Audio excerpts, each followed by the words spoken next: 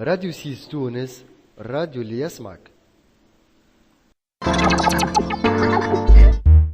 زمان بوعنبة، زمان بوعنبة. أهلا بكم. زمان بوعنبة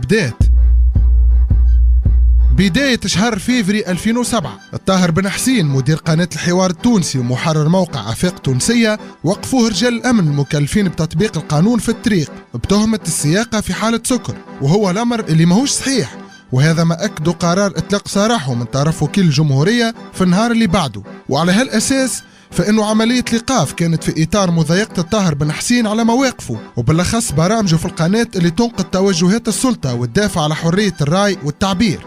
البارح في الأيام زعما يشبه لليوم وغدوة. زمان بوعنبة، زمان بوعنبة.